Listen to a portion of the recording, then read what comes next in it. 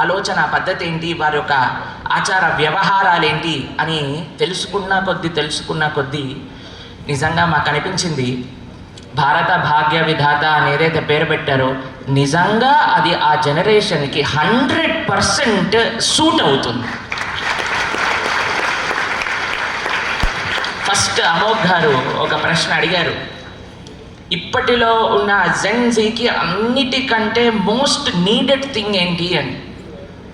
మాకు అనిపించింది వారికి కావాల్సింది డైరెక్షన్, కరెక్ట్ డైరెక్షన్. వారికి కానీ ఒక మంచి మార్గాన్ని చూపిస్తే ఆ మార్గాన్ని వారంతటా బాగా హరే కృష్ణ జై శ్రీరామ్ హరే కృష్ణ మన వేద అందరు మా దగ్గర నుంచి వచ్చి ఒక ప్రశ్న అడుగుతుంటారు, చిన్నపిల్లలకి భగవద్గీత క్లాస్ చెప్తారా అండి మీరు అని అంటారు. మేము అంటాం ఫస్ట్ మీరు జాయిన్ అవ్వండి, ఒక సంవత్సరం తర్వాత పిల్లల్ని జాయిన్ చేయండి. ఎందుకో తెలుసా, అందరి తల్లిదండ్రులు పిల్లల్ని క్లాస్లోకి పంపించి కింద వీళ్ళు మ్యాచ్ చూస్తున్నారు, ఆ పిల్లవాడేమో పైన భగవద్గీత తింటున్నాడు. అందుకే నేను చెప్తాం ఫస్ట్ తల్లిదండ్రులు ఆచరించండి, తర్వాత పిల్లలకి నేర్పించండి అని. అలా మన వైష్ణవి మాతాజీ ఇంకా వారి వేదాంశి వాళ్ళ అమ్మగారు నాన్నగారు దానికి కరెక్ట్ ఎగ్జాంపుల్, కరెక్ట్గా చిన్నపిల్లల్ని ధార్మికంగా ఎలా పెంచాలి, వారి లోపల ధర్మానికి భావనలు ఎలా నింపాలి అని. చాలా సంతోషం వారు ఈరోజు ఇక్కడికి వచ్చినందుకు. అలానే పెద్దల ముందు కూర్చొని మాట్లాడేంత యోగ్యత ఉందని మేము అనుకోము, కానీ ఏదో చిన్ని ప్రయత్నం మీరు పిలిచారని ఇంత అమోఘంగా ఈ సభ నడుపుతున్నారు. ఎందుకు అని అంటే మేము ఎన్నో కార్యక్రమాలకు వెళ్ళాము, కానీ ఇంత ఇంట్రెస్ట్గా ఇంతసేపు కూర్చొని వినే ఆడియన్స్ని చాలా తక్కువ చూస్తాము ఇక్కడ మీలో కనిపిస్తున్నారు. మేము ఫస్ట్ టైం వారిని కలిసింది విజయవాడలో ధర్మాచార్య సభలో మేము అనుకున్నాం ఇంత పెద్ద పెద్ద మఠాధిపతులు పీఠాధిపతులు వీళ్ళందరూ వస్తారు, దేని గురించి మాట్లాడతారబ్బా అనుకుంటే ఆ రోజు చిన్నపిల్లలకి ఎలా వాళ్ళని సనాతన ధర్మ మార్గంలో నడపాలి అని ధర్మాచార్య సభ జరిగింది.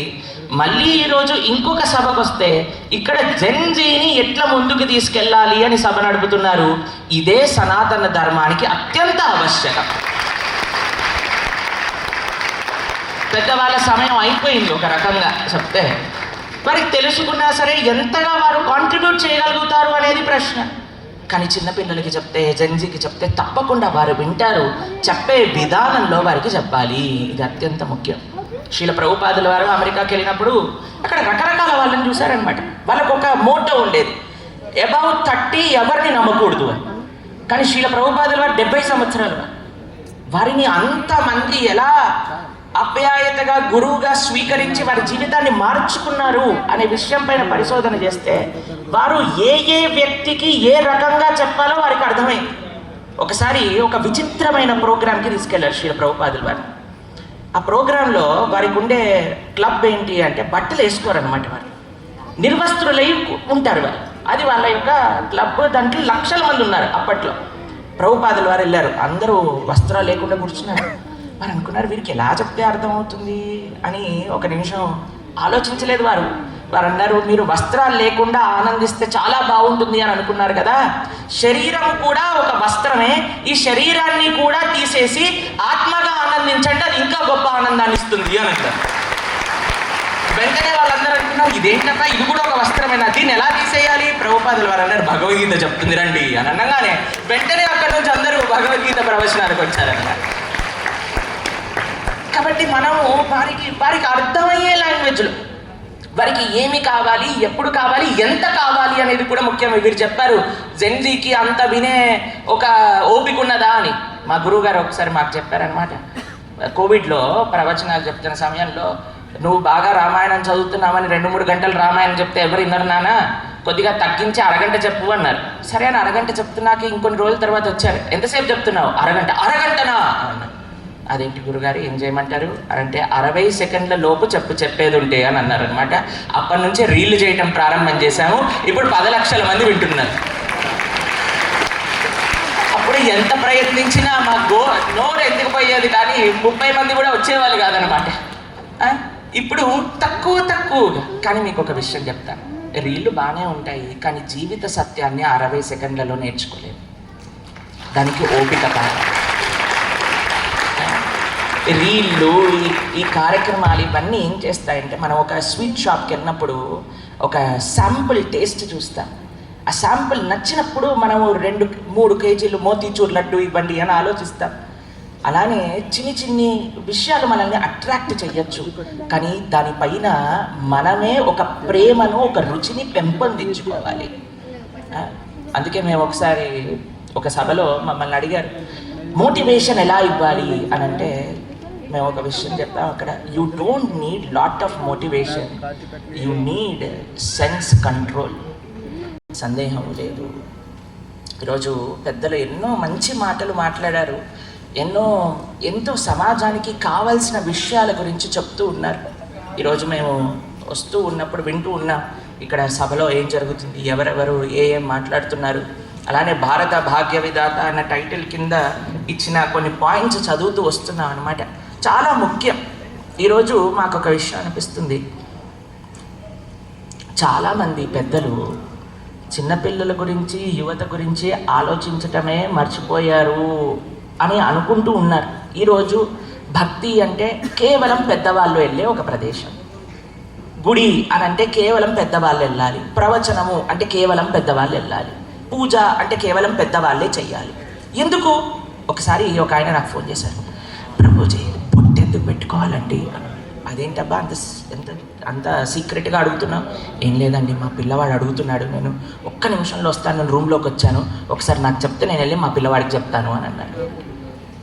ఎందుకో తెలుసా అండి, మనం చెప్తున్నాం కానీ వారు ప్రశ్నించినప్పుడు వారికి సమాధానం చెప్పట్లేదు. చెప్పాలి అంటే ఫస్ట్ మనకి తెలియాలి కదండి. ఎప్పుడైతే మనము తెలుసుకుంటామో, వారు పక్కా ఆ ప్రశ్నను అడిగినప్పుడు ఆ సమాధానాన్ని వారికి మనసులోకి నాటుకునేటట్టుగా సమాధానం చెప్పగలిగితే ఆచరించకుండా ఉండరు. శ్రీల ప్రభుపాదుల వారిని ఒకసారి ఒక ఆయన వచ్చి అడిగారు, అయ్యా మేమైతే చాలా మంచి జీవితాన్ని బ్రతికాం, ఎవ్వరికి హాని చేయకుండా ప్రతిరోజు ప్రొద్దున్నే లేచి ఆరోగ్యాన్ని బాగుపెట్టుకొని సాత్విక ఆహారం స్వీకరిస్తూ భగవన్నామని చెప్పుకుంటూ నృత్యం చేసుకుంటూ చాలా ఆనందంగా ఉన్నాం, మాకేమీ రిగ్రెట్ ఉండదు. కానీ నువ్వు కానీ ధర్మాన్ని ఆచరించకుండా చనిపోయి నీకు స్వర్గము నరకము కృష్ణుడు రాముడు ఉన్నాడని తెలిస్తే నువ్వేం చేస్తావు అని అడిగారు. అడగంగానే ఆయన ఇలా ఆగిపోయారనమాట. నెక్స్ట్ ప్రశ్న ఏమడిగారో తెలుసా అండి, ఏం చెయ్యాలండి అని అడిగారు. చెప్తాను, కూర్చో ఇక్కడ. నాకు అనిపిస్తుంది చాలాసార్లు ప్రశ్నకి, ఈ జనరేషన్కి, జెన్జీ జనరేషన్కి ప్రశ్నకి వాళ్ళని ఆలోచింపజేసే ఒక ప్రశ్ననే సమాధానం. ఆ ప్రశ్న మనం వేయగలిగాం. అందుకే అంటారు ఈ రోజులలో ప్రవచనం ప్రారంభం చేసే ముందు, సెమినార్ ప్రారంభం చేసే ముందు స్టార్ట్ విత్ ఎ క్వశ్చన్ అని అంటారనమాట. ఎందుకు అంటే ఆ క్వశ్చన్ని అందరి యొక్క ఆకర్షణను అట్రాక్ట్ చేస్తుంది. దాన్ని ఐస్ బ్రేకర్స్ అంటూ ఉంటారు. దానికి ఒక ట్రైనింగ్ కూడా ఉంది. ఐస్ బ్రేకర్స్ ఎలా చెప్పాలి, నువ్వు ఒక స్టోరీ చెప్పాలా, వాళ్ళని జోక్ చేయాలా, లేదా వాళ్ళకు ఒక ప్రశ్న అడగాల. ఎందుకు అంటే అటెన్షన్ స్పాన్ మెల్లమెల్లగా తక్కువ అవుతూ వస్తూ ఉన్నది. మనము ఎంతసేపు మనం చెప్పాము అన్నదానికంటే ఎంత మనం ఆచరించి చూపాము అన్నదాన్ని బట్టి చాలా ప్రభావం మనిషిలో బలపడుతూ ఉంది. అందుకే you can preach 24/7, if necessary you can speak also అని అన్నారు. మనం ఏదైతే నేర్పించాలనుకుంటున్నామో 24 గంటలు మనం ప్రచారం చేయొచ్చు, కావాలంటే అప్పుడప్పుడు మాట్లాడాలి అని. ఇప్పుడు ఏమైపోతుంది, ఎక్కువగా మాట్లాడేస్తున్నావు, తక్కువగా దాన్ని ఆచరిస్తున్నావు. కానీ దానికి విరుద్ధమైన ఒక కరెక్ట్ ఎగ్జాంపుల్స్ మనకు కావాలి. ఇక్కడ పెద్దలు కూర్చున్నారు, వీరందరూ ఆ కార్యక్రమాన్ని చేస్తున్నారు. మనకు ఒక ఆదర్శమైన వ్యక్తులు ఎలా ఉండాలి అని జీవించి చూపిస్తున్నారు. వారి యొక్క మార్గంలో మహాజనయేన గతాసపంత, పెద్దల యొక్క మార్గంలో నడిస్తే చాలు. ఇందాక వీరన్నారు ది వే, వేదాస్, వేదములు తెలుసుకొని దాని యొక్క అర్థాన్ని తెలుసుకొని దాన్ని ఆచరించాలంటే చాలా కష్టం. కానీ రామాయణం విన్నామనుకోండి, రాముడి యొక్క చరిత్ర తెలుసుకున్నాం అనుకోండి, మొత్తం ధర్మం ఏంటో మనకు అర్థమైపోతుంది. కాబట్టి భగవంతుడే మనల్ని చాలా తక్కువగా చేసి చాలా ఈజీగా అందరికీ అర్థమయ్యేటట్టుగా భగవానుడు మనకి ఒక వ్యవస్థను ఇచ్చాడు. మనం జస్ట్ ఫాలో అవ్వాలి, మన కొద్దిగా సమయాన్ని ఇన్వెస్ట్ చేయాలి.